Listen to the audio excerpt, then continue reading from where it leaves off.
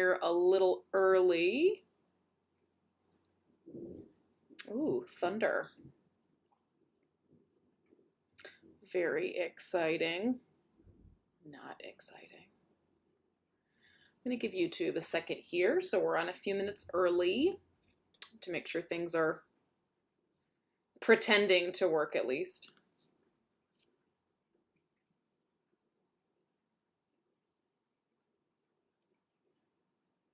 I'm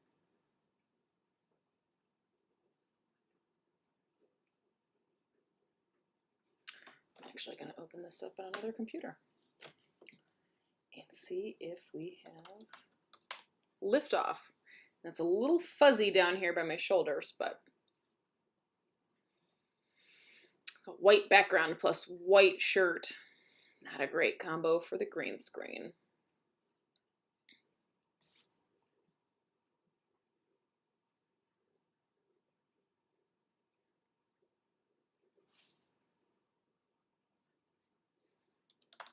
Okay. We also might get interrupted by the dog, who I can tell is very curious.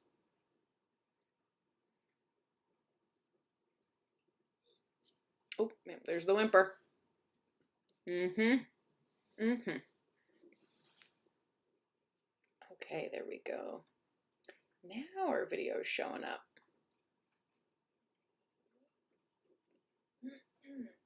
Success. Oh, you can hear me. It's me talking to me, looking at me, looking at me. Very meta. It's super weird what it does, makes like the outline of my head fuzzy too, so my hair looks like pointy and weird, but anyway, oh well, that's just my head, pointy and weird.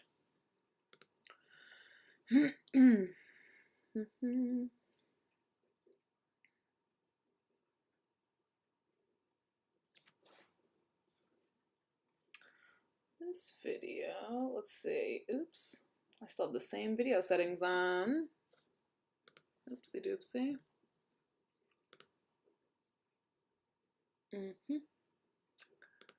Whoops. Oh well. That is okay.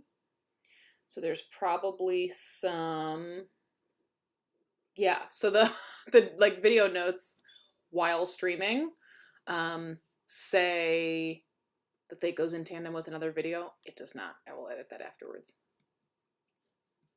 But in about 4 minutes, we're just gonna have a quick run through here of some of my favorite features of GoFormative. So if you're not familiar with GoFormative, there are several videos in the library, whichever side that's on.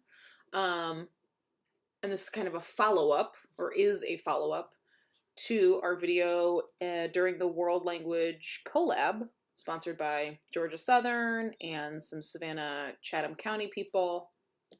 So it's gonna be cool. But we'll give it about 3 minutes.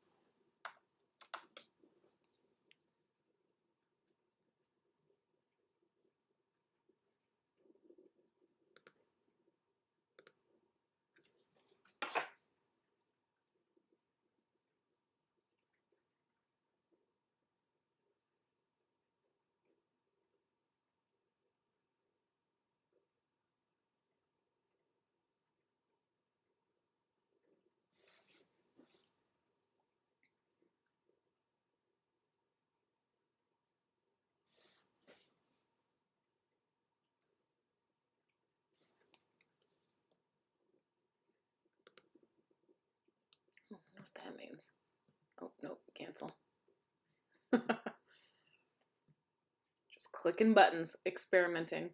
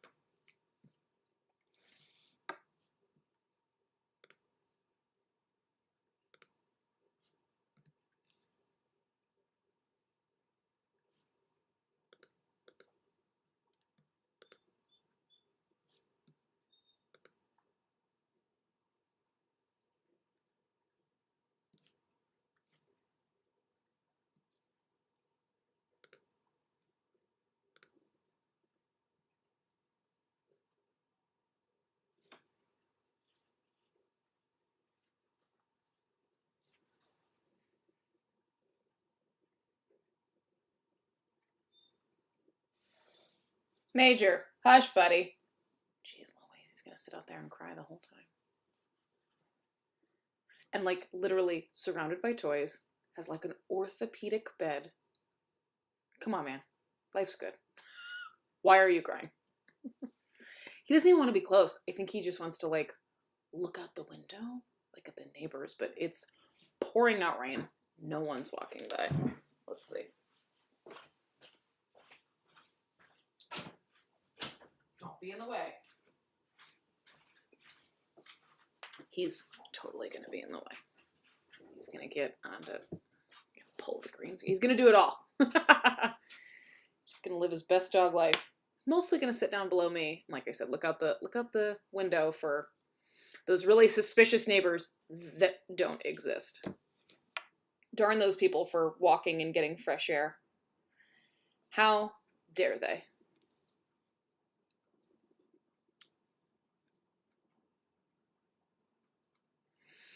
Okay, well, I've got 5 o'clock, so let's rock and roll. Sorry for the extra time on the front end. Just wanted to make sure everything was pretending to function, at least. And hopefully the lighting is not weird, and I'm a little fuzzy, but the closer I get, the less fuzzy I get, so we'll be fine. Thank you for joining. My name is Meredith White. I teach Spanish just outside of Atlanta, Georgia. And you can see what I've got displayed here is my website. So on there, I have a number of different resources, but the one that I'm focusing on are my GoFormatives. GoFormative is a great site that I probably legitimately would have left my job by now without, like a couple times over. And so we are teaching hybrid, and what that means is we have roomies and zoomies. So about 10%, about 20% of my students, 20 to 30% of my students are roomies in front of me, and then the other 75% are zoomies at home. And so in looking for a place to streamline resources, use all of the pieces of technology that we knew were awesome before all this started. You know what? I'm just all of a sudden realizing, what if I undo the white? Hey, there we go. Less fuzzy, right? Less fuzzy if I'm in my own classroom. Maybe just the fuzz was distracting me. And anyway, and so before this experience, we were using all the things, right? Edpuzzle and Flipgrid and Quizlet and all of the above to do all the things. And for me, I love technology and I'm technology savvy and all the things, but that is still a lot of different resources. And unless you go to like a specific workshop or session that highlights the differences, that can just feel like a bunch of different resources all over the place. Meaning, no one necessarily, unless they're going out of their way to do that during that session or workshop, no one necessarily highlights what mode things are being used for, or like how those resources can be used together. We say things like, oh, Flipgrid's great for getting students speaking and getting a good, speaking video. But then what? Or, how can we also link other resources to get them ready for recording that Flipgrid? Or what are they then doing with the final product? Like they recorded, they took the time, we took the time to grade it and to give feedback. What's the follow-up? And not that everything needs to be like upcycled and recycled and reused, but it's kind of helpful when things do. And so for me, GoFormative, if you're not familiar, allows you to link all those resources in one place. For example, a Quizlet set, a Quizlet game, followed by an Edpuzzle with a video and some formative questions, followed by some more of your own formative questions that take it a little bit outside the box. And then maybe they followed up with, that Flipgrid video or whatever it is. And so it can be a nice place to create content in and of itself, but also to link your content from other sites. If you feel like you use a million things and also students are going like link to link to link and they're finding that difficult. because for me, fewer clicks, more engagement. If it's like a survey or some kind of activity and they got like, I'm 4 clicks in, I'm an adult and I'm already like, okay, are we done yet? Right? Those HR videos and pre-planning, I'm like, this better be quick. Get me through here. You know, show me that video, give me the quiz, whatever.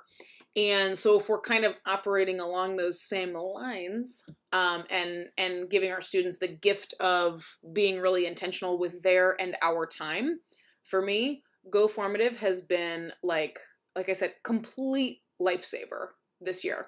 I had previously already had a GoFormative membership, but had like closed it, ignored it, whatever. I just wasn't, I can't remember even what I was using it for before and why I stopped, but it wasn't nearly as awesome as it is now, in my experience. So GoFormative, I love you. That's not a dig. I'm just throwing that out there. So told you he would run something. He's like standing on the green screen, like trapped.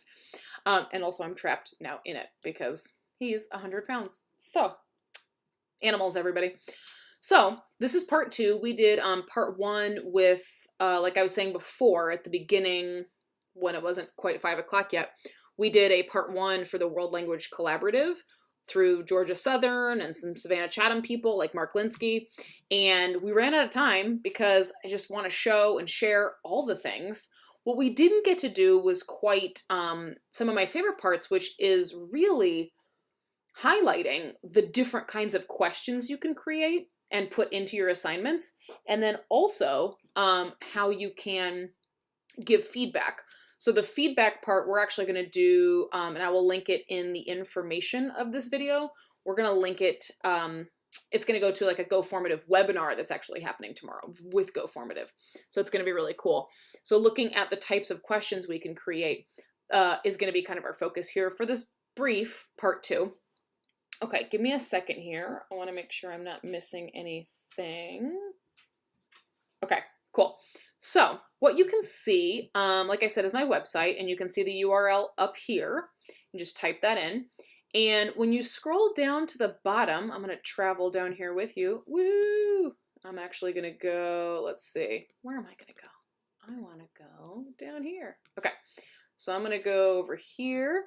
And when you scroll all the way to the bottom, past like different recent presentations and recent videos, you're going to see this big document that takes up more of the screen.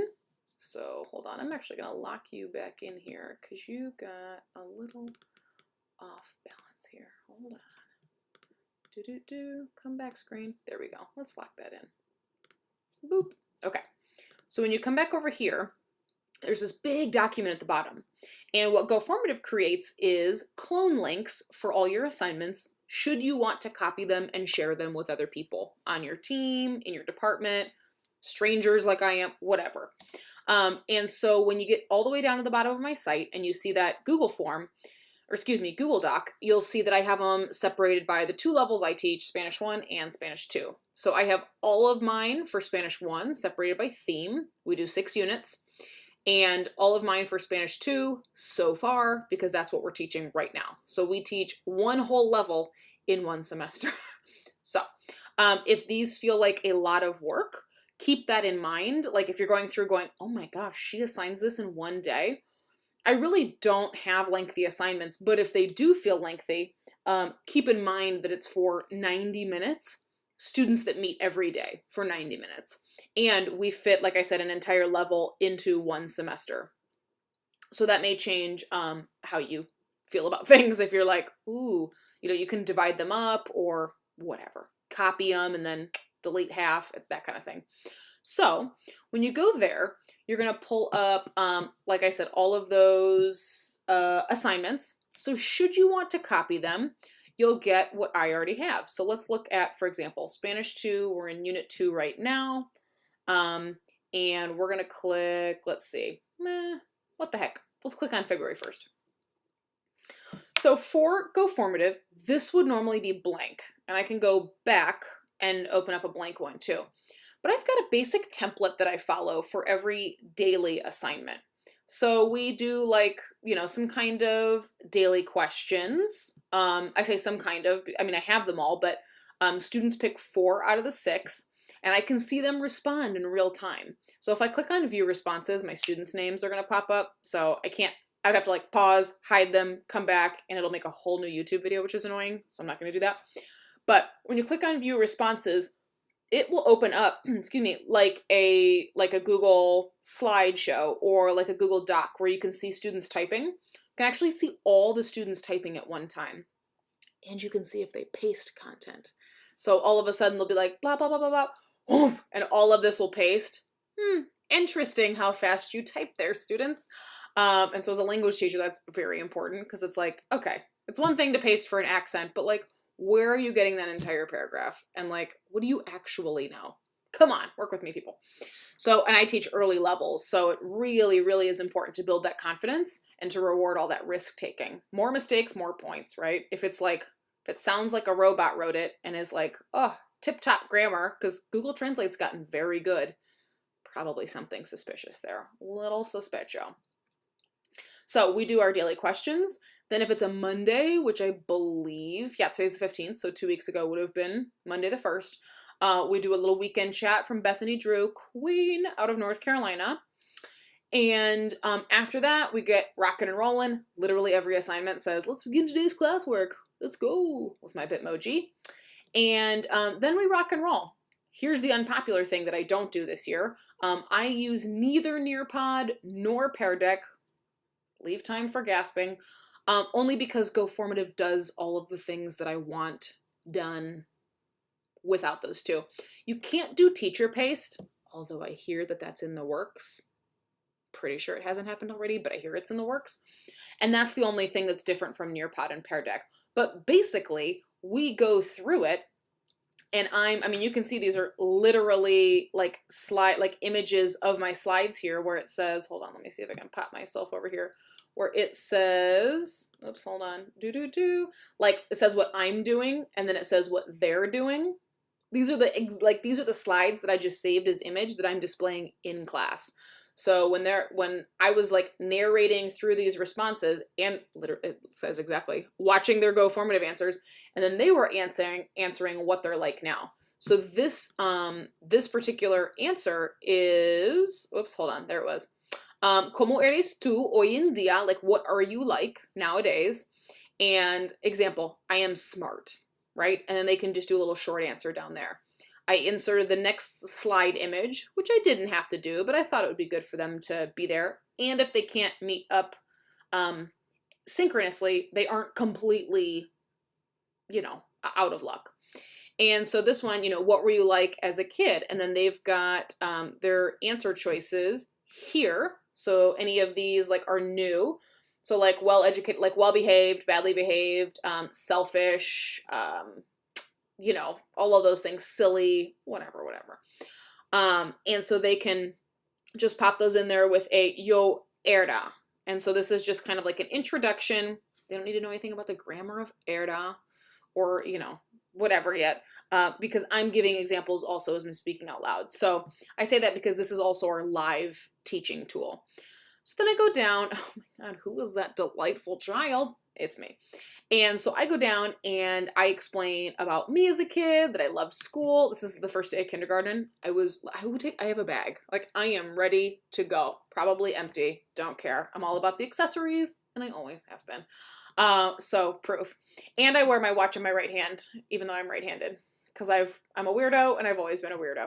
So I talk about me physically as a child, and so on, and I'm in Spanish, of course, and they are checking off. So you're seeing a couple different kinds of questions here, short answer, and then a multiple select. It randomizes the order. And then same thing, what did she like to do? So I was narrating this out loud. They had to be there. Obviously, for those that weren't there, I provided the transcript. It just became a reading. But really the focus was I wanted them to be listening to it. This was the first week of Unit 2, and our first quiz for me is always a reading quiz, and our second quiz is always a listening quiz. So very interpretive focus for 2/3 of each unit.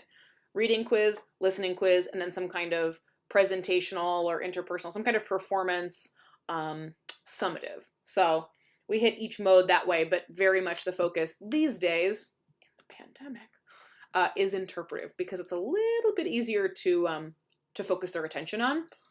not easier, but yeah, easier, simpler than all of the parts of, you know, are they writing genuinely? Are they speaking genuinely? All those kind of things, which we don't really have a lot of control or say under normal circumstances.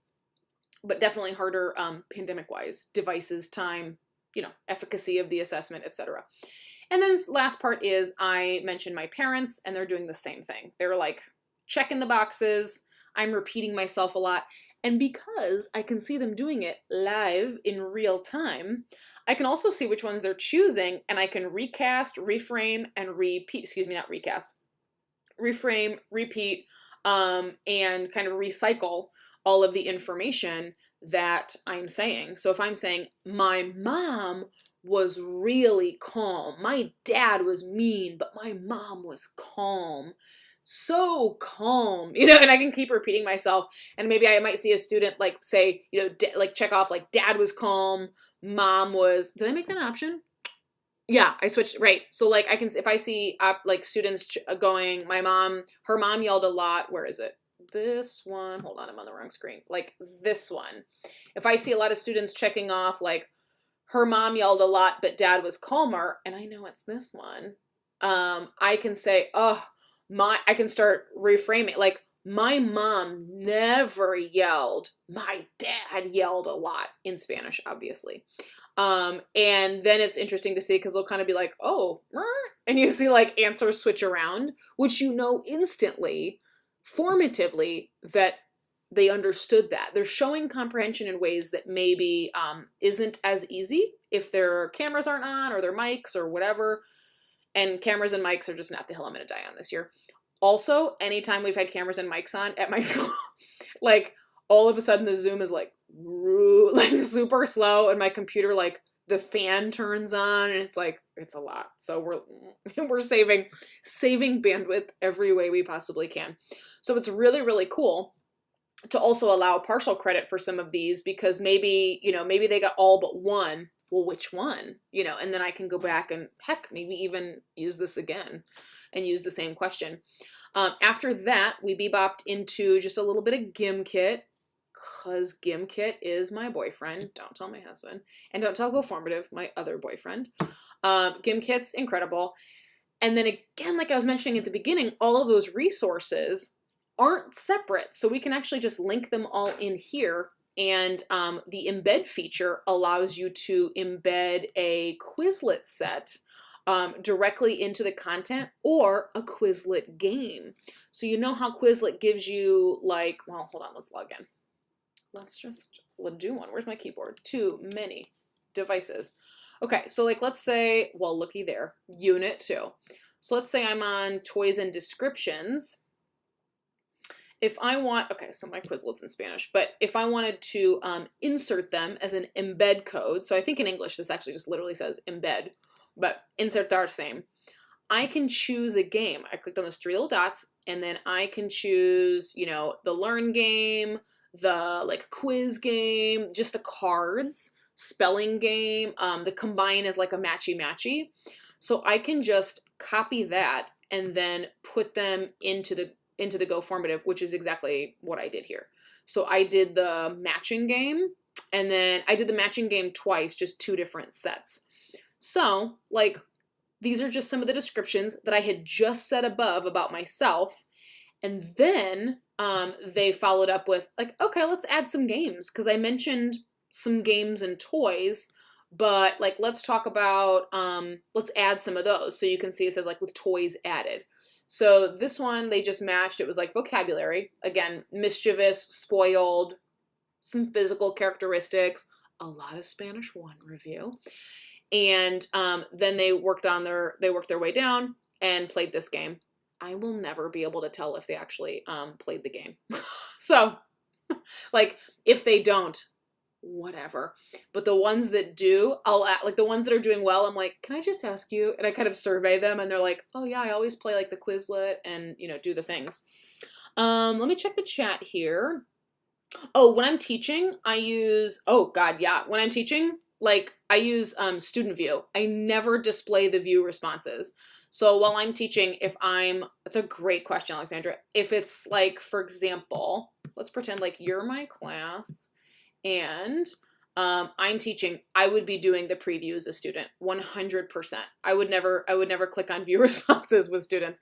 I keep like my laptop at work next to me, and so it's like a completely different device. So my setup is like computer, not two different monitors, but computer, and then the computer that I'm operating the Zoom from has the second display so that I can see like what I can display, what's going on the projector for the roomies as well. So everything's projected like up front. It's the same thing that the Zoomies are seeing.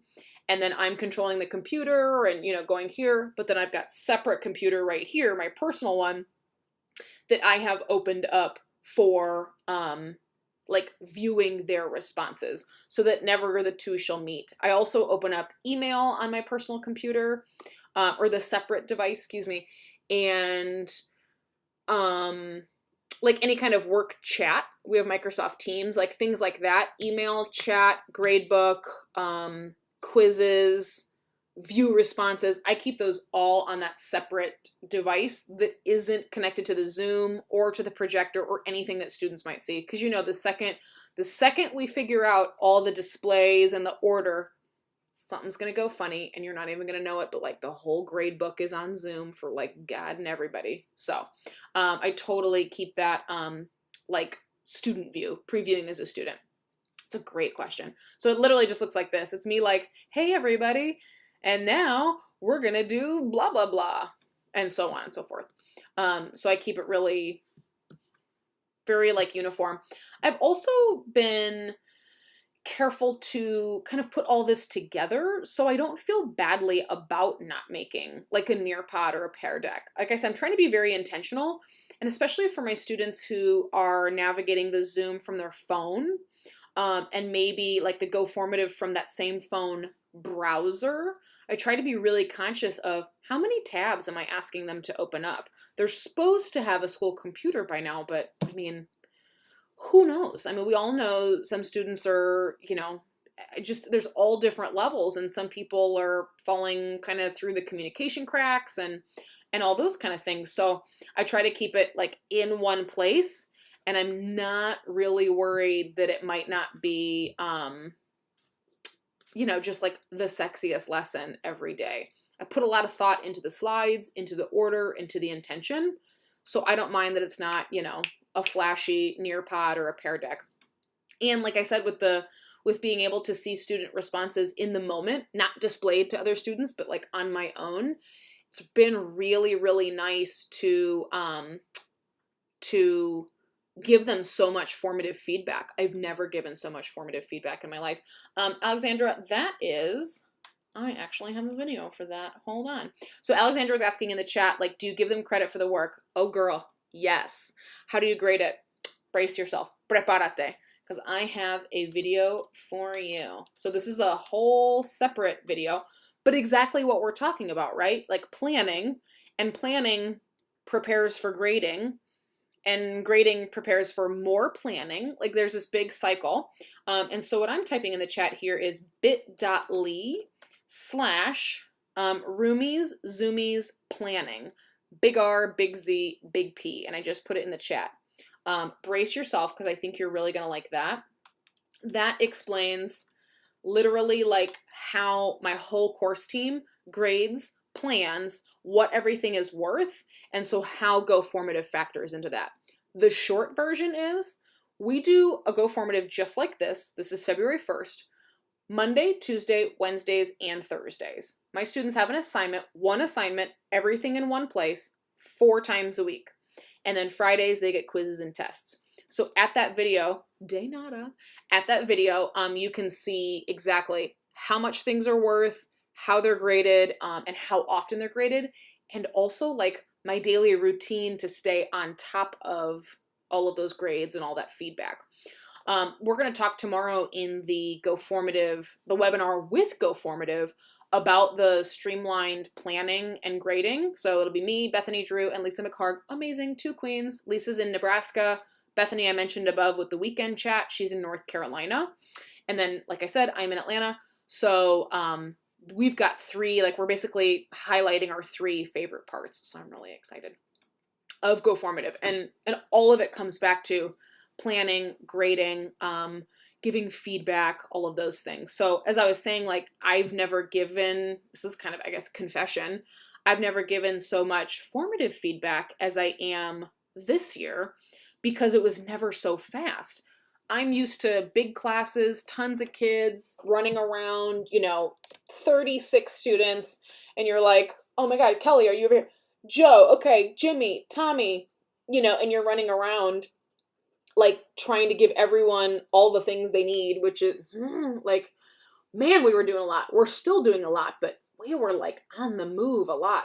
And so there was never enough time at the end of the day or the energy at the end of the day, because that's when you sit down and catch your breath, right? Like, and you look over and you have stacks of papers and it's like, oh my gosh, and if you haven't had a system to get those done like throughout the day, then that's a really hard thing to stay on top of. So my students were not getting the amount of feedback, like daily, weekly, unit-wise. They were not getting anything close to that before, which is hard to admit, but it just, man, it was hard. It was really hard. So I go through, I narrate all the things. This is like what they see, right? We do a little Quizlet. And then I usually just pop up on a screen and I say, whenever you're done, go ahead and, you can leave the Zoom call. See you tomorrow. Bye. XOXO. Abrazotes. All the things. And they always have like a little exit ticket pretty much. That's usually kind of pop-up grammar or like pulling out meaning, or some things that are like not cognates, for example. We don't need to test them on, computadora, but maybe like ordenador, if that's a word they're gonna, you want them to have in their repertoire. Mesa, I'm trying to think of random nouns that like are really hard to remember. Like lámpara, lamp. Not so much probably. But escritorio, probably so, right? Or pantalla. Those aren't things that look like what they mean in English and Spanish. So my exit tickets are usually like that. Something that I want them to pull out meaning and like have seen and defined. And pretty much in level 2, I think they've actually every day been matching so far. So last semester they weren't in level 1, but changing it up a little bit. So you have access to all of these, like I was saying, back at my website. And you've got all of them for level 1. And then, like I said, all of them for level 2 so far. We are only in Unit 2, so going as fast as we can. But I will keep pasting them there. The other thing I have to be careful of is not including copyright material. So the amazing, amazing people that make so many wonderful things in our profession, all of the like Christy Placidos and Martina Becks and Carrie Toth and just all of these incredible people, Ashley Mickelson, Aaron Coleman, Senorita Spanish, the Engaged Spanish Classroom, Christina Maggiore, Bertha Delgadillo, like literally everybody is incredible. And so if there's something that I've purchased from them, it takes me a little bit longer to get the link because I have to copy the file, copy the GoFormative, and then paste into that document what the copy link is that doesn't have like their material since I purchased it. So being really, respectful that way and giving credit where credit is due. If you find something that you're like, I think this is copyright, please let me know immediately, because I've gone over these 11,000 times and I still probably miss something. So once in a while I go back and I check over all of them, but I'm so used to looking at the materials that have saved my life so many times that it's embarrassing to admit, but it's easy to just get used to seeing like a material that you love and forget that you purchased it 5 years ago. You're so used to seeing it that nothing stands out, right? And so please let me know. So the other point of this, like I said, I wanted to illuminate, not the feedback yet, because we're going to do that tomorrow in the webinar, but really the kinds of questions you can ask. You can see all the kinds of questions that I've asked when you copy over the assignment, because it copies over the whole thing. And then you get all those different kinds of questions.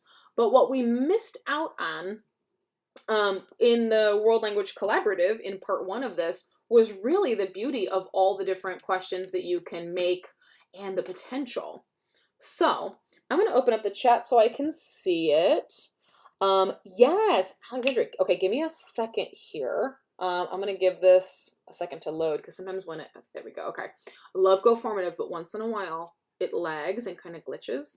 And something will like pop up with an error message and say, you know, your changes were not saved, which is the worst.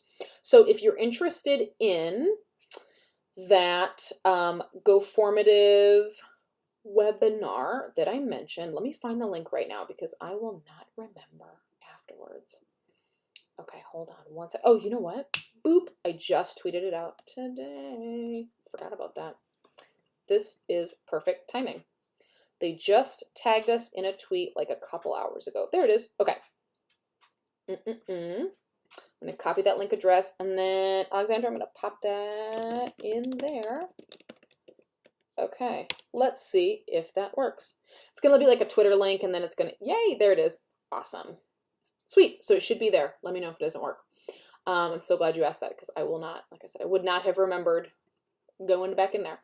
So when you open an assignment, I just label, this is my naming convention, my usual naming convention, February 15, like 15 Feb 2021.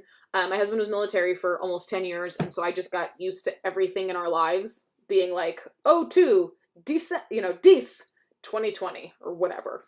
And so for me, naming them with the date allows students to just know what date it is. Like, all they have to know is that today is the 15th. There's where your assignment is. What's today's date? And I'm also going to add some other information here. I'm going to say Unit 2, class work. Can't type and think at the same time. Unit 2, classwork 1. You'll see that at this video, in this document, right here, says explanation of why multiple say classwork and the number is here. This is a video explanation of why I put a classwork number and why the classwork numbers are all the same, but like the date is different. So if you're wondering about that, that's kind of my naming, just the way I normally name them. And so that explains that, to keep my students and myself organized. But really, put very, very simply and basically, when you've got this blank assignment in front of you and you click the plus sign, these are your options. Red is the type of content that you can add, and blue is the type of questions for students that you can add. So if I want students to respond with an audio recording, I can do that. If I want students to categorize certain things, which of the following are, characterizations, descriptions, adjectives, and which are toys or games? I'm thinking Unit 2, childhood, right? They can write like a longer response or a shorter response. Graphing is like for math, and it's like actual graph paper. They can match, which you saw with that exit card, right? They were just literally matching definitions. Multiple choice, one right answer. Multiple selection, multiple right answers. Those were the checklists that they had when I was narrating what I was like as a child. Resequence means they can put in order. So if you're telling a story or a weather broadcast or narrating literally anything, they can put in order how things happened. So if you wanted to do that, let's say like an audio, you would add content, you would add that kind of question, and then within the question, you can add content. Let's do that in a sec. And you can pop in the chat, because I see several of you are here right now. If you want to add into that public like chat space, what kind of question you would like to see. Otherwise, I'm just going to like put in whatever I think is important, which is all of them. And then you can do a show your work. Love show your work. And of course, true or false. If you've got documents that you want to use, you're like, you know what? I really love that PDF notes sheet of, the imperfect tense when I want to do my pop-up grammar. It was $3. I really, really like it. I think it's, represents people appropriately, and there's nothing, it's a good resource. you can also just upload your own PDFs or your own images. Okay, what's really cool about this is, if you remember ThingLink is really cool. It's been around for a while. And basically, let's see if I can log in. Let's see if I know my login. Oh, it saves it. Thank you, Chrome. I never would have known the password. Great. I have 4. And randomly my photo for no reason. Okay. Let's say, for example, this one. So what ThingLink used to do, or does do, is it links up images that you have and like hyperlinks them. Like you can put text, audio, links to YouTube videos, things like that. So you can do this. I've never finished it apparently, and this is apparently all this one has, but this is what it looks like. You know, like, hola, es la clase de la señora Blanco. That's what my students call me, even though it's grammatically incorrect. I kind of love it. Español 1 y 2. And you could put little marks like this all over a picture. Let's say a travel picture that you have, something cultural, or an authentic resource. You could point out all these different little things across the photo, right? Like, what are these people doing? It's a picture in, you know, La Plaza Mayor in Madrid, and you can illuminate, you know, these people are enjoying a glass of wine. It's 9 o'clock. Isn't it interesting that these children are there? You know, and like all these different little cultural pieces. So ThingLink also lets you do, here's an example. I used this one with a story a few years ago. También las llaves están en el recepcionista. So just giving some hotel background to the story. It's Bryce Hedstrom. Love Bryce Hedstrom's story. El Hotel. Oh, why can't I think of the name of it now? Maybe it's just El Hotel? I don't remember. Anyway, El Hotel Elegante. It just came to me. So I made this image with just like a Google picture. I say all that to say, ThingLink is amazing, but it's really time consuming. GoFormative basically does the same thing. If you upload your own image, ta-da, you can do, let's say, let's take a picture. Okay, oh, this is going to be, it's going to be all screwy. Let's see. It's going to be me looking at me. You ready? Okay, you can see my green screen. Nailed it. Okay, that's going to be super ugly. Yes, indeed. So let's say this was like a travel picture that I have, or something, you know, a PDF that I really liked. I'm going to do, oh, that's what happens with this. Now my camera is going to be all screwy. It puts these little black boxes outside of me. That's okay. I can click here anywhere on the image, and let's pretend that I am, let's see, let's say I want to go here. Here we need a better picture. Let me give a better example. Let me get me out of that. Let's do this right. Let's do this right. Hold on here. Let's hit refresh, and maybe it'll refresh my camera. Okay, hold on, because these 2 lines are going to be really annoying. Hold, please. I'm going to go away, and then I'm going to come back. Just wait for it.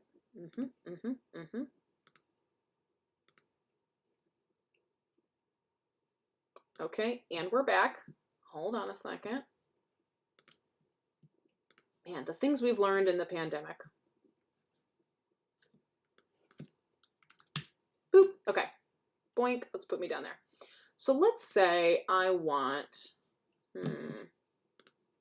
let's say I do actually want, oops, Madrid. Let's say I do want like a cultural travel picture. Maybe I want a cafe. Pretend like you were using one of your own pictures, right? Ooh, that one was pretty. Where was that one? Cute. Okay. This one, look at this. Yes. Okay, I'm just going to save this as a picture. Wait for it. Okay. So let's say this is my own picture. I took this in Madrid, and, you know, I have rights to it, and I know what's going on, and maybe something like really, really interesting happened there. We'll give my computer a second. There we go. I can take this photo, and now, just like, let's see, just like I was showing you the, like, ThingLink, wherever it was. Oh, I closed it. Just like ThingLink used to do, I can take this picture and say, ooh, and I would do it, obviously, in the target language. I'm just clicking anywhere, and I could say, you know, wow, the people are enjoying, I would do this in the target language, of course. The people are enjoying a drink and some time with friends. Pretend that's in Spanish or Russian or Arabic or Chinese or whatever language you teach. But for me, I don't want it to be like, why would she do this all in English? I don't. You know, maybe here I want to say, let's see, wow, you know, this is, and I clicked on text block again. This weather is really unusual for, I don't know when this would be unusual, for December in Madrid. Usually it's rainy. Major, stop, dude. Go on. God, dogs, everybody. Yeah, there's literally nobody outside. He's dying to bark at somebody going by. Haha. But it's also lightning and thundering, which is probably a little scary. Let's say, there's the thunder. Let's say that this one, I want to move around. I can move it here. Or, you know, the weather one, I want to move up here. Then maybe I want to say audio for this one. So I could click audio. Remember, red is content, blue is questions for students. None of this is a question for students so far. I can say in Spanish, wow, there are so many people here. What a beautiful day. We're really enjoying ourselves. Later, we're going to go shopping. I don't know, whatever you would want to say. And so now they've got text, text, and audio. So it's like reading, reading, listening. What if you want to tell them about La Plaza Mayor? I can click again over here. And let's say, oops, not Playa Mayor, Plaza Mayor. There we go. Let's see. Oh, look at this video. Oh my God, how perfect is that? Okay, sorry, got really excited. Oh, and then a Rick Steves video. Fantastic. So let's do this one. I'm gonna right click copy. So let's say I wanted, so I came back here. This was me clicking. Major, go on, buddy. I know. The rain is very scary, but you're just like crying in my ear. I clicked on it. I went video, and I'm just pasting that link. Boop. And now I have embedded an entire video. Isn't that fantastic? So what students see is this, just like ThingLink used to. They can click, they can see here, this is some text. Here, this is some text. Here's my audio, pretend like it's in the language. And then this video that I have linked directly in there. How cool is that? So let's say you had like a cultural resource that you wanted to link videos to or those kind of thing, just like a picture or a PDF. Amazing, amazing. So, you know, we have to be kind of careful, and it does take some time to be able to link, you know, all the things. But once you've got them, then you've got them. Angela, let me see here. Yay. Okay, so we got that link. Oh, yeah. And wait, Angela, did I just say your name? That was so weird that I like read it, said it, and didn't realize it. I don't know that they get burnt out on using it daily. I think what they get burnt, you know what? They might. No one has said anything. What I tend to ask though is more about like the facility of it. Like I tend to ask you, like, is it cool having everything in one place? Like, it's okay if it's a little bit longer, right? And I've had I've had 0 students say, oh, another GoFormative. They're probably thinking it. I don't care. But the ones that I've asked that or said, like, it's cool that we don't use like Pear Deck, right? I love Pear Deck and I love Nearpod, but I think these kids are like Nearpodded out. I think all of the sites, they're like ready to be done with. But to me, the pros of not using Nearpod and Pear Deck and just going for at least part of the lesson live from GoFormative is it uses what I've already got, like what I already planned for them to do. And so it's less for me to prepare, and I can spend that energy being intentional about it. And it keeps them in the same place every day. I find that students get exhausted. I think all of our students probably get exhausted with like opening a tab and then joining the Nearpod, also doing the assignment, or even like leaving everything teacher paced. a lot of my students, because I post them a week, I post the whole week, Monday, Tuesday, Wednesday, Thursday, like a week ahead of time. I'll find that a couple in each class will like go ahead and look through it and have tried a few of them. Then when we go through in class to do them together, they're like, I'll watch them like change little answers or go like, oh, okay, you know, ask questions in the chat. So it's almost like they've given themselves a pre-test and then, you know, the post-test, whatever. Feels like more work to me, but good for them. You know, I won't discourage them. So I think you're right. If we use a resource too much, they lose interest. I will say, though, I think I'm favoring lost interest these days over like trying to use all sorts of different things, only because we can do so much in GoFormative, like the audio and the videos, and we can do all the things like in one place.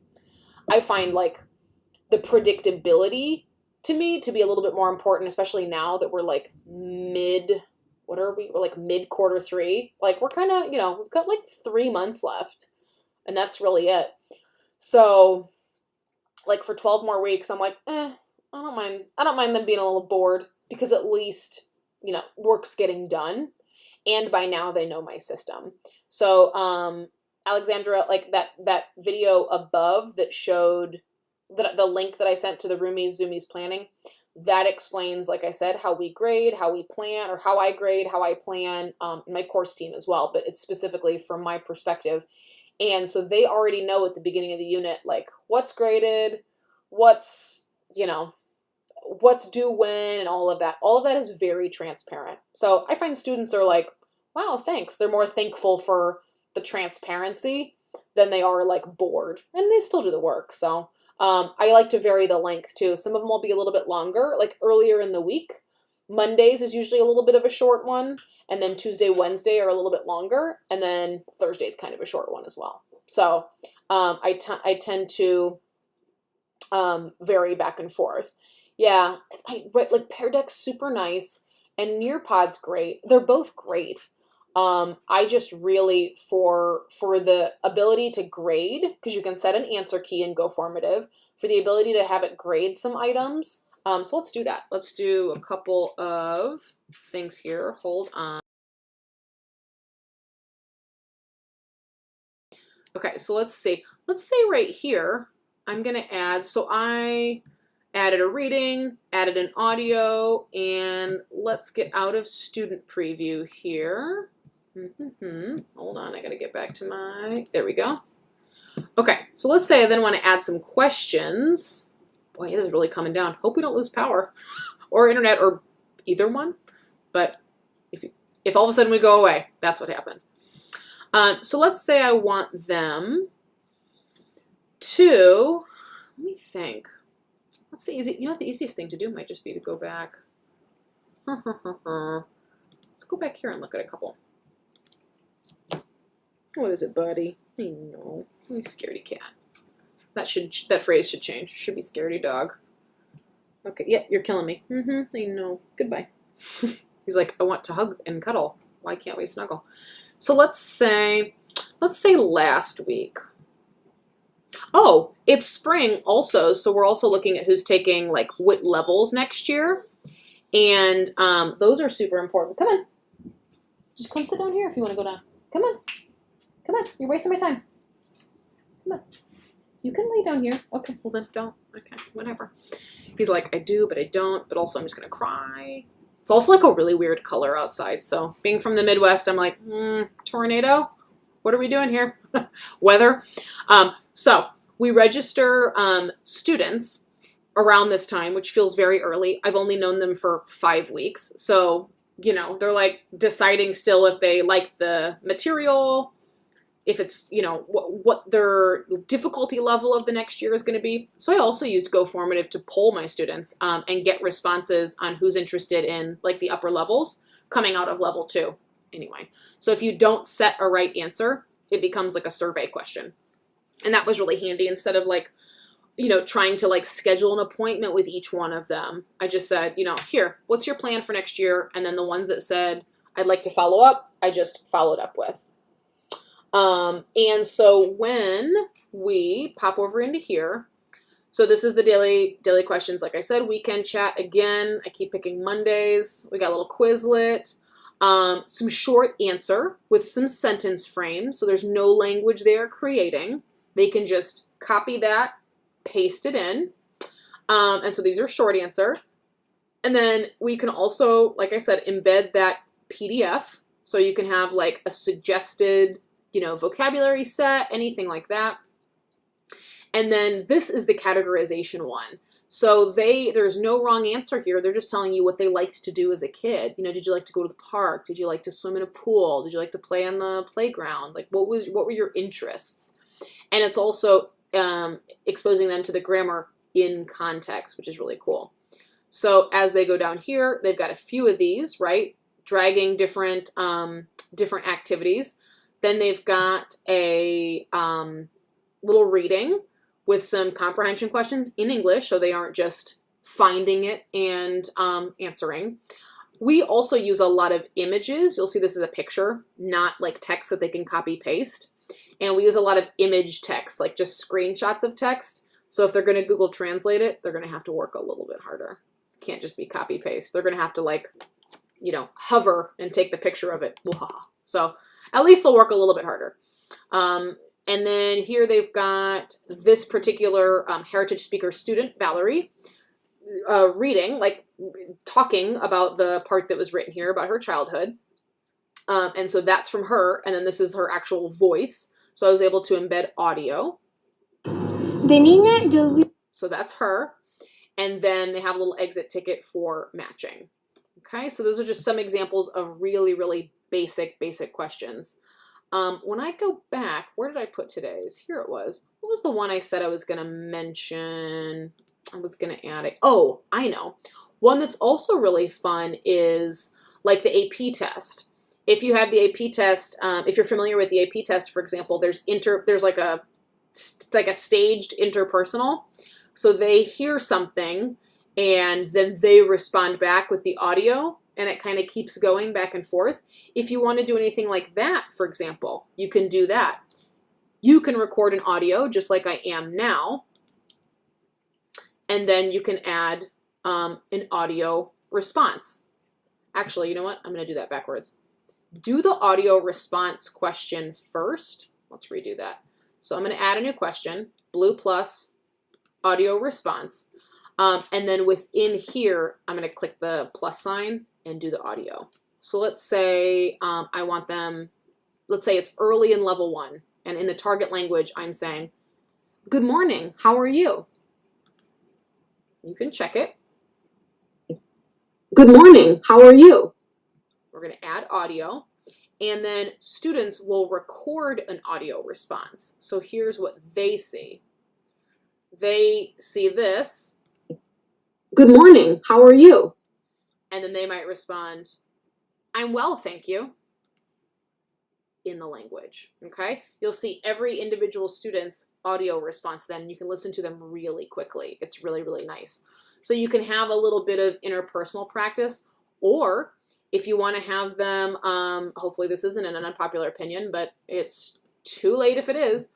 If you're used to doing different dictations, dictado, dictatio, all of those, you can do that as well. You can say short answer, and then type in your question here, plus sign audio. The girl is going to the park. She is very angry because her mom says she can't hang out with her friends. Making up stories. Okay, so you would add that audio, that would be in the target language, and then it would just be type. Well, that was a long one. Let's be nice. Let's be nice with the dictation. The girl is tall and very smart.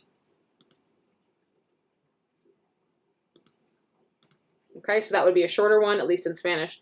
Type what you hear. Get as close as you can. Don't worry about spelling. Right? More mistakes, more points. There we go. And so they would then type it in like a dictation, like if you were in your classroom and you were, reading a thing and just kind of seeing how it is that they're making sense of all of the sounds together. Let's see. Rebecca, in addition to the GoFormative, do you have a separate place with links? Yeah, everything is on our learning management system. So GoFormative is just where they go for like daily work. I try to link as many things in there as I can, but all of the links to like vocabulary and what's the word I'm looking for? Videos, grammar, and all of those kind of explicit instruction, yeah, are linked in our learning management system. So they have like a whole course page with everything. Yeah, I love it.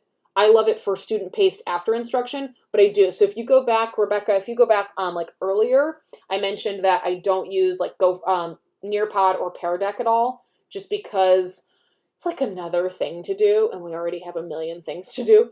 And I would rather put together like these resources and see students formatively work through what we're doing.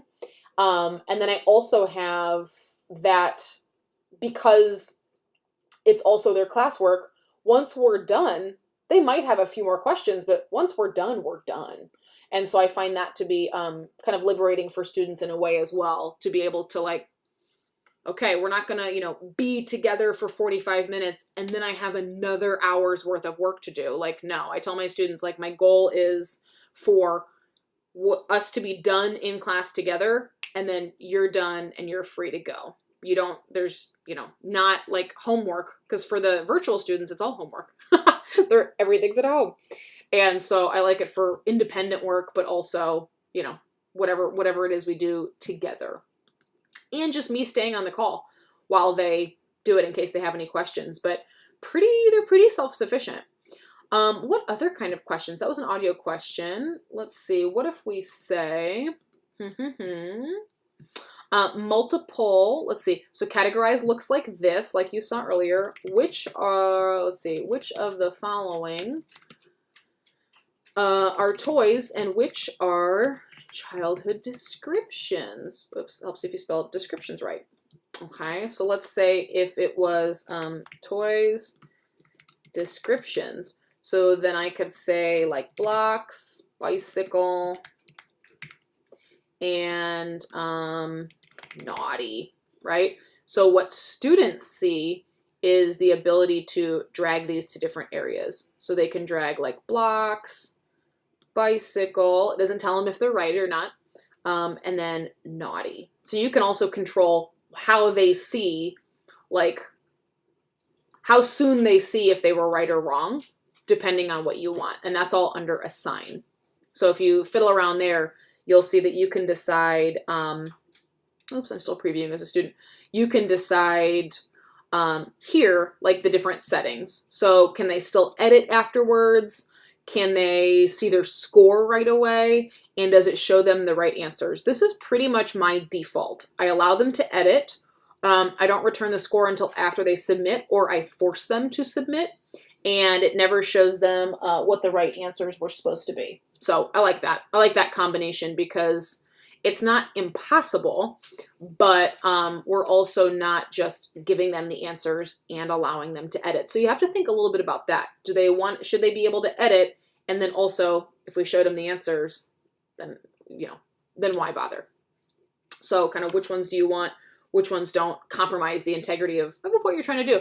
But if it's just practice, why not show them the answers after they submit? And then that's also the defense, like, oh, Angela, you didn't do the assignment. Too bad, because it gave you the answers afterwards. There are natural consequences at some point, right? So if they don't engage in the things, well, sorry, right? So I'm going to exit out of the student preview here and come back to edit. So we've got, let's see, that was a categorize. Let's just go in order for funsies. Essay is like long answer, normal. I mean, I can click on it anyway so you can see it, but it's not real exciting. Any of these you can still put in all of these other content types into. So you can link a video, you can put in a picture, you can do different emojis, you can embed something like an ed puzzle. So what if I do that? What if I do, if you use ed puzzle, which is just, oh, I hope this is also plugged in. Thank goodness for Chrome. Save all my passwords. So let's say I'm in Spanish 2, Unit 2. I love Senor Jordan. Let's say I do some pop-up grammar, and I want to not take a grade, because I don't want to, again, I want the consequences to be natural. If they're going to do it, they're going to do it. If they're not going to do it, I'm not going to worry about it, but it was available. And when I reference it later and say, remember that Senor Jordan video? If they didn't engage, then that's on them. I'm going to click, let me get my face out of the way here. Hola, Senor Jordan. Now it's like we're in the video together. Okay. And I'm facing the wrong way. Sad. I wonder if I can make my, nope. Hey, there, now I'm facing you. Quick, Angela, screenshot it, somebody. Ting. That time that Senor Jordan and I were friends. Oh, if only one of these days. So I can click, let me get in the right screen. Oh, let me get my wits about me. Let me get, oopsie, I don't want to go assign. See, I got all flustered with Senor Jordan there. I want share preview because I'm not worried about their score or them logging in. And I'm going to copy the link for the embed code. Okay. So I can actually put this directly, whoops, let me get my life right here. I can actually put this directly into this GoFormative. So I'm just pasting. Boop, where's Senor Jordan? There he is. And let's X that out. Add embed. So if you don't care that they get a score for the ed puzzle, if you just say, you know, try the ed puzzle and whatever you get. It's just extra practice. Well, then fabulous. If you do want them to do it, it can give you a login screen. Just assign it to the class, and then they have to log in. But that's a separate issue. That's a separate thing. But if you use Edpuzzle, it really, really is really nice. Can you embed Senor Wooly? Oh, sorry, Alexandra. Yeah, the program is OBS, and it's also like really it's kind of more annoying than it's worth. Sometimes. Angela, I've never tried to embed Senor Wooly. Should we try? Can you get a Senor Wooly embed code? I don't think I've ever noticed. I wonder if it would have to be, hold on, let me log in really quick. That's a good question. Is that a thing? Let's try it. No voy a levantarme. Okay, let's go to the video. Is it possible to embed a Wooly video? What do you think? I'm going to go back.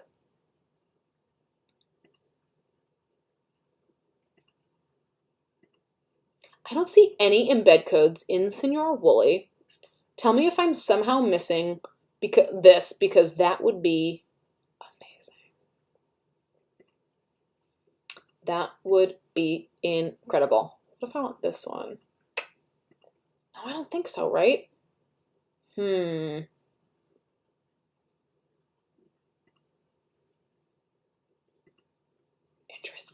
Okay. I'm gonna think about that one.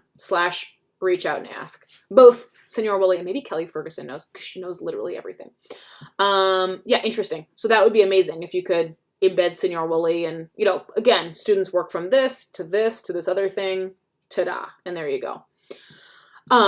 So that was like, again, just like an essay question. I don't know why I chose essay. I was just trying to show you something you could embed, but you could then say like, do you have any questions about the imperfect tense? Again, maybe in English, maybe you're just trying to clarify meaning.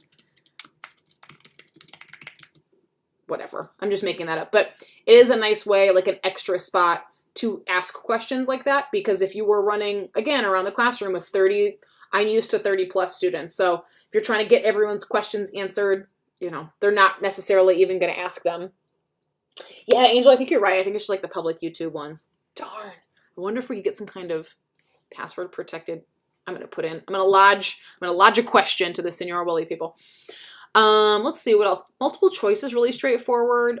Matching you saw. So it's like, you know, it's like match the following. That kind of a thing. So again, same as you would make with your like Nearpods, Paradex, all those kind of things, but just all in one place. And I find it easier to save all of the things after the fact. Like sometimes with the reports with Nearpod, it's like a little bit funky, or like teacher paste and student paste. And I just, these days, like the simpler it can be, you know, the better. Resequence, like I said, might say, you know, put the following events in order. And this might be like, let's see. Let's do this in Spanish. So they actually have to like, let's see. So this might be like, you know, not a listening comprehension, but like a hearing, which sometimes for listening is just half the thing. Like, did you hear what was said? I'm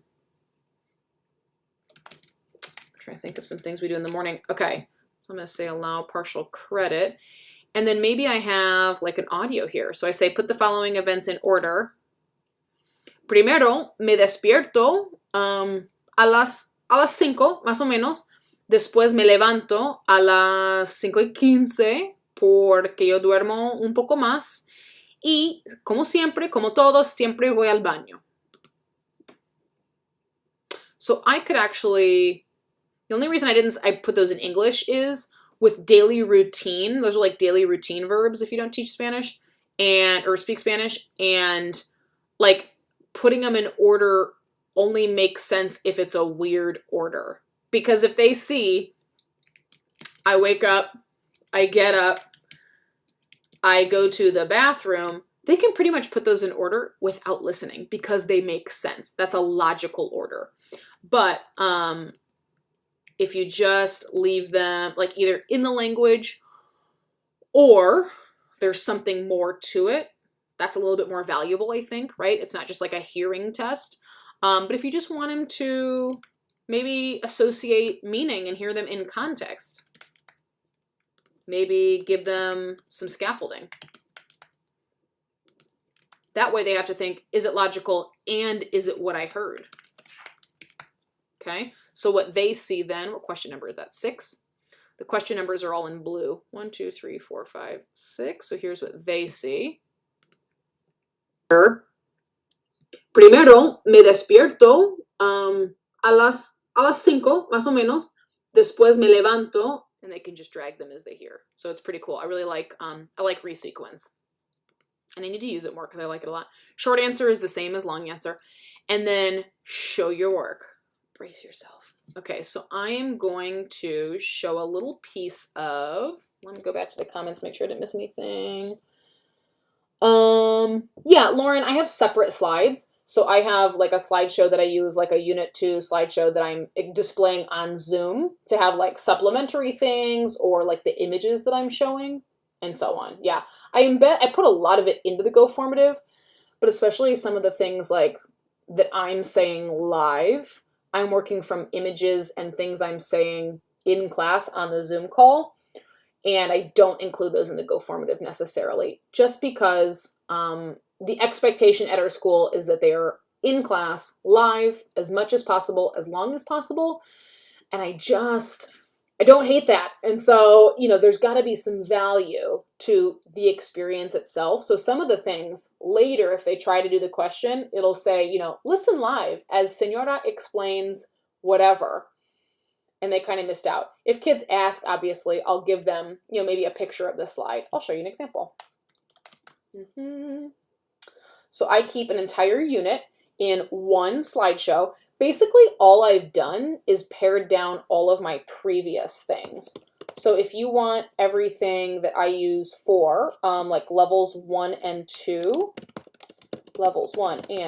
lesson plans, like slideshows, they are all, oops, not level 2 yet. All my level 1, there we go.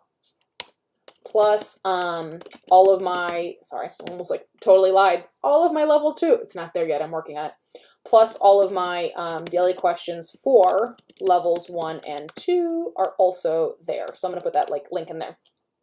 So I go through, let's say, for example, like let's sync up a day. Let's go, okay, this is February 2nd. So let's go February 2nd. Ta-da! Okay, so this is what students see. Students see our little weekly agenda and doodly doot. Oh, this is perfect. Okay, so this is what students see. Ignore the top part because it doesn't matter. It just tells them when we're going to be live that week. And then this is like this is what I'm seeing. So I'm going through their hold on, let me move my face. Look, it's me next to me. Okay. I'm trying to get somewhere where I'm not in the way. Well, I'm just going to be here. And again, I think, Alexandra, you had asked, this software is called OBS, but like I said, it's kind of more of a hassle than it's worth sometimes. Just because the coloring's a little bit funky. You can see I'm better like on the gray, less fuzzy, but then I block the instructions. Anyway, so getting to a place where I'm not fuzzy / in the way. So these would be, this slide, there we go, look, I'm small. This slide is what students would see when they come in. So when they log onto the Zoom call or they come physically in the classroom, this is what's projected large on the projector. And so this is what I'm working from. So I'm in GoFormative on my computer, but I'm not displaying GoFormative yet. So we go through, I use, and I don't have Zoom, obviously I'm on YouTube right now, so I don't have Zoom open, but I annotate in the Zoom screen, and let me see if I can even do that on here. Probably should have thought about that before. No, never mind. Don't know what any of that is. Nope, skipping it. So on Zoom, I circle a lot of things. I do some pop-up grammar if they ask, and I like go through all of our questions, model some of my own answers, and so on as they get, logged in. I'm also taking attendance, etc. So some of those videos, if you go back to like my channel, I've got to rename this video because it's not daily questions, but the video with the same title that this one says it is, daily questions, is goes through how I do the daily questions every day. So those are all also available free, of course, on my Teachers Pay Teachers. I just literally put all of level 1 and level 2s in a slideshow. And there's a video that explains those. So they pick 4, we go through, I explained what a delightful child I was. Of course, as you can see, I mean, come on, who doesn't love that face? I can name some people. So I was telling them what I was like as a kid, then later what I was like in middle school, what I like to watch on TV, lot of level 1 review, right? Because it's like physical descriptions, personality, so on. And then we bebopped into that listening. So this is the listening. Oops, hold on, I'm hitting buttons. Oh, I did a thing. What in the world did I just click on? I have no idea. Doesn't matter. That was awesome. So I was going through and narrating all of the things, but I also save in the slideshow. Hold on. Check out this. So this is what I was saying. So I had my script for myself. So this is what I was saying, that I'm from Illinois. I grew up near Chicago, etc. And this is what I was saying. That's what I was saying before, Rebecca, about like the live experience. I really want students to be engaged with us like in the moment. And so later, if they were like trying to answer the questions in the GoFormative, because what they see is this one. So what they see is listen live on Zoom as Senora tells more about herself as a child. They're like, oh, I can't do that. I wasn't live on the Zoom. That's a choice, right? And again, not to be, when they reach out, I'm like, oh, no problem. And I just copy paste the script or whatever. But now it became a reading. And kind of, the point was I wanted to see their live like data, like how they were doing, right? That was the point was, but what do you know right now? And so I work through this again, just like I would in a Nearpod, but I watch which ones they check, which ones they don't check. It's funny to watch them guess when I haven't even said anything yet, but whatever. It's also interesting how many think St. Louis is in Illinois, even though I was like, Chicago. Anyway, and the arrow, like right here, land of Lincoln. Okay, whatever. Anyway, and so on and so forth. So when you don't make an answer in GoFormative, it automatically makes it into a poll. So I'll go back up. It says like, what were you like as a kid? This is now a poll question because I didn't make a right answer. So I can actually hit view responses, which I'm not because my students' names are there. And I can hit view responses and you can see like who said they were well behaved, who said they were badly behaved, or rude, polite versus rude, those kind of things. And then pulling out those cultural pieces of like bien educado, mal educado has nothing to do with like education, like school, because that's always what they think of. So little things like that are really interesting. And then we bebopped through. So again, this is what they're seeing. So this is the February 2nd GoFormative. They're still seeing me as a kid. These were the poll questions. So you can see that I also have the instructions like every day at the bottom. So they always know exactly like what they're doing and what I'm doing and why, because, you know, I don't want to be on the call forever just because if we don't have to be. Then I went through and I talked about Kamala Harris and kind of juxtaposed, you can see here, juxtaposed like present, like how is she now? And what was she like as a kid? This was right after the inauguration, and I thought that was really important. And we also have some great pictures and biographical information of her as a child, which is really neat, and we're lucky to have.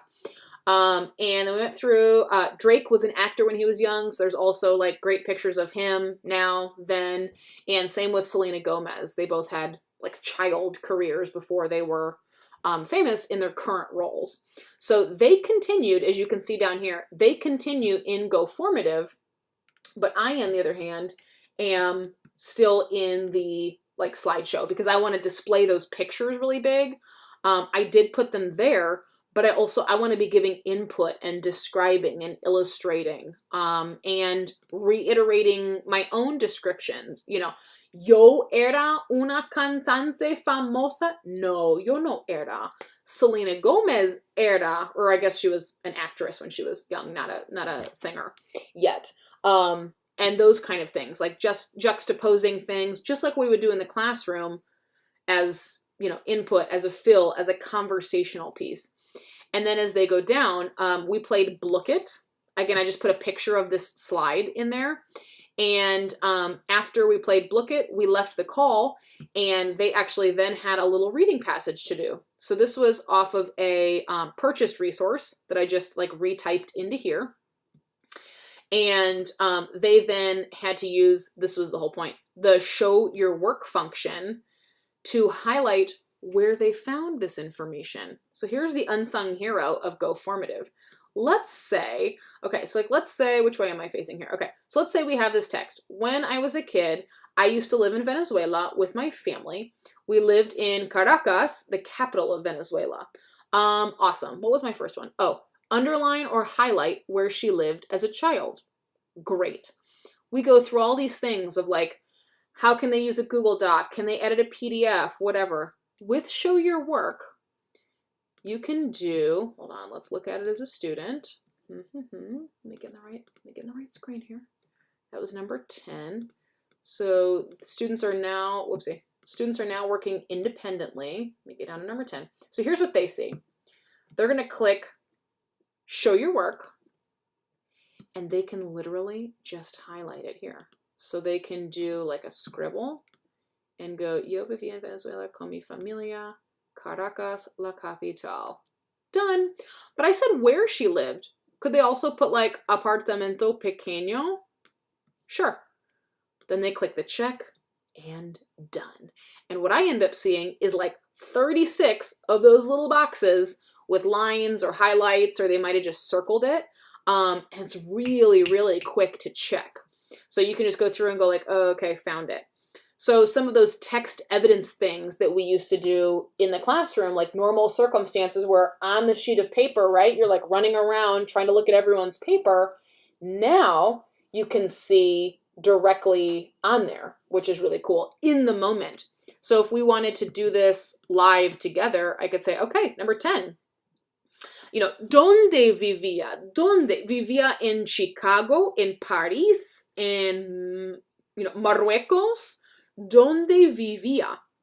I could do it in target language. I could do it in English. I could push them a little bit. Technically, you could have 3 answers for this question. You know, differentiate it or level up a little bit. You know, if you can find 1, great. If you can find 2, great. Could you argue a 3rd? Awesome. And so on and so forth.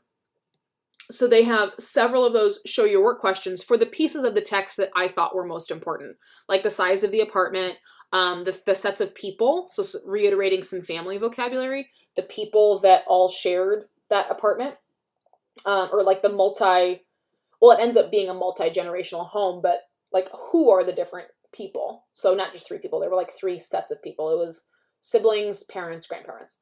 And then again, they have the Quizlet that is, I forgot what this one's called. Hold on, let me move my face. This one's called, I think it's Spell, but Spell ends up being like a dictation too. So if it says like, Ellos serán. oh, serán. Ellos serán. Oh, eran. So it says like, ellos eran. And then Me gustaba. And then it moves on. So they can hear it and they can read it here. Yo vivía. Which is pretty cool. They never had to log into Travieso. Quizlet, and I didn't have to record the audio either. I can, but I didn't have to record that particular audio. Just like the Quizlet set, then I did some of my own audio dictations, just like I made up in our example. Yo era muy desobediente.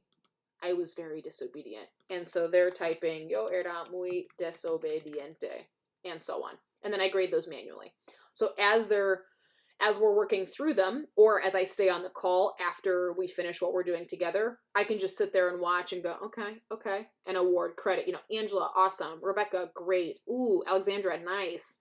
And I can give feedback. I can do all those kind of things. Feedback is the focus of that GoFormative that we linked in the chat. So that one's really the focus of tomorrow's formal, like GoFormative sponsored webinar, is what kind of feedback you can give. And then I won't have, actually, let's pretend, let's use that class from the let's use the WL Collaborative. Okay, these scores are going to be really rough, you guys. These were adults, so don't worry. I think I gave, let's see, who was there? Angel, were you there? I can't remember. I think I gave you guys, what, like 30 seconds to answer these? And everybody failed. Unbelievable. Only one person got to number 10. Ugh, everyone fails. This is what the view responses screen looks like. So you can, you can see all these different answers like at the same time. So I could see like Abby and Kelly and Heather and Maribel and all those different people typing. Well, not Maribel because she didn't type anything, but like Lisa, Angela, Elizabeth, etc. So you can go question by question. Same thing. Here's like that weekend chat. Oh, the dog's going to lose his mind because my husband's home. My cave of secrets here. God, Major, you're killing me, man. Come on. It's like the Wizard of Oz. This was like the weekend chat. And so, you know, I didn't go anywhere. I saw my family, blah, blah, blah. All of these answers populate in real time. So you can see them as they're typing. So with that previous example, I can see them as they're working through those and, you know, offer questions in the feedback, or not questions, but like feedback or questions. At 7 o'clock, Alexandra, we're going to be talking just about hybrid teaching. So that'll be on Instagram. So we're going to wrap up here. Is there anything that I missed before the dog starts barking a lot? I can just feel it. I can feel he's going to bark. Anything GoFormative wise that I missed, or any kinds of questions that you all would like to see? He's picking up toys. He's already getting excited. I can just wait for it. I'm going to answer Alexandra here. Give you guys a sec because I know there's a lag.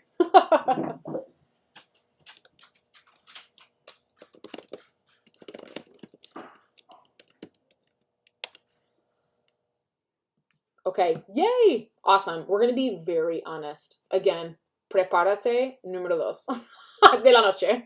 It's like prepárate y prepárate. But really, you know, in all honesty, we need that, right? We can't, if we just keep telling each other, it's fine, everything's great. Like, oh, is it? Also, I've never noticed this plus sign before. What does this do? That's super weird. Why is that? It doesn't do anything. Seems like it that's bizarre. Anyway, I'm going to hit subtract, whatever. And so you can see all of their different responses. Again, pretty much live. To me, just like a Nearpod or a Pear Deck. So, looks like we don't have any other questions. Yay! Rebecca, I'm so glad. Awesome. I like love GoFormative. And so, go on, Major. And so it's really, really nice to be able to use it for a bunch of different reasons. That's not what I want to say. Like, to be able to use it in a bunch of different ways. Not create assignments and link all the things and make a Nearpod and a slideshow and my lesson plan, like my head will pop off. So I just stay in GoFormative, and then with that accompanying slideshow, but that's what I had already, right? Like I already had it up here that like, you know, I had it projected like what we were going to do. So I've just taken those previous year's lesson plans and like deleted stuff and then moved on from there. So it's not like I haven't made it very complicated. It's like, oh, okay, we're just going to do less. Delete, delete, delete, delete. Great. That seems like enough. That's been the magic formula. That seems like enough. And so I already had those slides. So it's really taking advantage of the things that I had before as well. Oh, Alexandra, preparate for hybrid. No, I'm kidding. That's the third preparate. Oh, yay. Lauren, that's so fun. Shut up, Dewey. Yes. Sagittarius. Oh, I think Sagittarius people are slightly more awesome, but I'm partial. Also, December birthdays. Terrible. Makes for like a really good month, right? But like not a gift-full month. just a really great month. It was like the month of, oh, that's super nice. Your birthday's now, it'll just be one present. I want more presents. And then I also got married in December. So really not a lot of presents, but makes for one fun month. And then like 11 really, really consistent months with, you know, not a lot of celebrations. You have to make your own celebrations. I'm also, if it's handy, whoops, I'm going to link in the weekend chat post here. If anybody wants like these images, Bethany's got them in several languages. And so I will also link that and all the things. Okay. So I will be with Berta Delgadillo. She's on Instagram and she's Profe Delgadillo. And we will be on at 7 p.m. So bring your adult beverage. I'm going to turn this off and we'll catch you there. So hopefully this wasn't too scattered with the dog interruptions and not really having a plan, but it was just part 2 of kind of whatever else anybody wanted to see. So if we need a part 3, let me know. And the link for Wednesday's, oh wait, is that tomorrow? No, Wednesday's webinar with GoFormative on feedback and planning and grading is also linked above too. So yay.